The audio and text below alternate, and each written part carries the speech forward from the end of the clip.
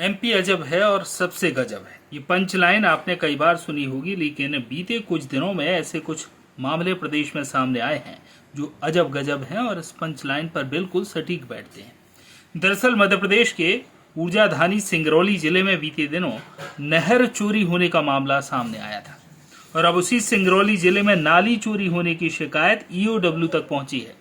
नाली चोरी होने की शिकायत नगर निगम आयुक्त ने ईओडब्ल्यू के एसपी से की है।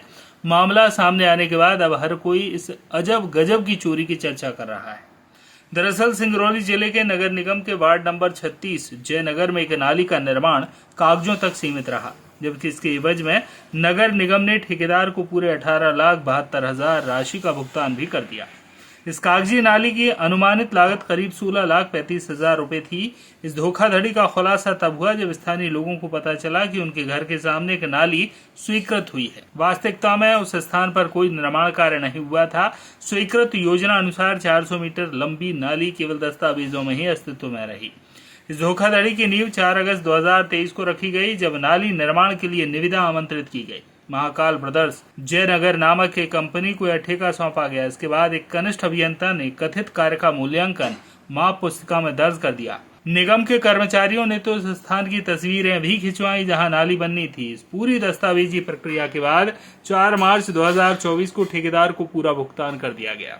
अब इस अदृश्य नाली को खोजने के लिए पत्रकारों की टीम नगर निगम के वार्ड क्रमांक 36 के जयनगर पहुंची, जहां स्थानीय लोगों ने इस अदृश्य हुई नाली की बात बताई।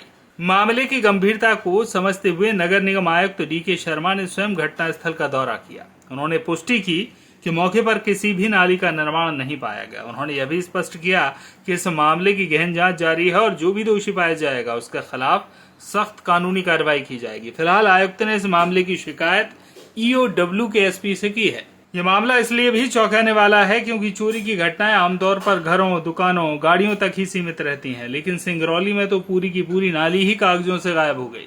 ये घटना नगर निगम के कामकाज और व्याप्त भ्रष्टाचार के स्तर पर गंभीर प्रश्न चिन्ह लगाती है। स्थानीय लोग इस घटना से बेहद नाराज हैं और दोषियों के खिलाफ कठोरतम कार्रवाई की मांग कर रहे हैं। अब देखना महत्वपूर्ण होगा कि नगर निगम प्रशासन इस गंभीर मामले में क्या कदम उठाता है और कब तक इस कागजी नाली का सच सामने आता है। हमने उसमें नगर निगम के कार्यपालन यंत्री से जांच रिपोर्ट बुलवाई। मौके की जांच रिपोर्ट में उन्होंने प्रतिवेदन दिया कि मौके का जो साइड प्लान था जिसमें पीसीसी नाली नगर निगम द्वारा स्वीकृत हुई थी, उस साइड प्लान के मुताबिक मौके पर नाली नहीं बनी है।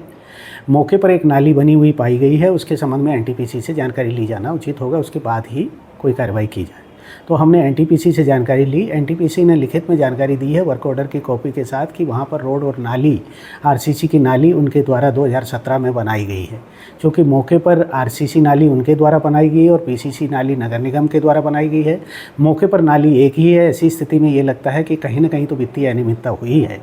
इसलिए हमने वित्तीय अनियमितता के संबंध में कार्रवाई के लिए प्रकरण ईओडब्ल्यू एसपी साहब को रीवा के लिए भेजा है और उनसे निवेदन किया है कि इसमें जांच करके उसमें आवश्यक अनियमितता जहाँ भी हुई है उसमें कार्रवाई करें।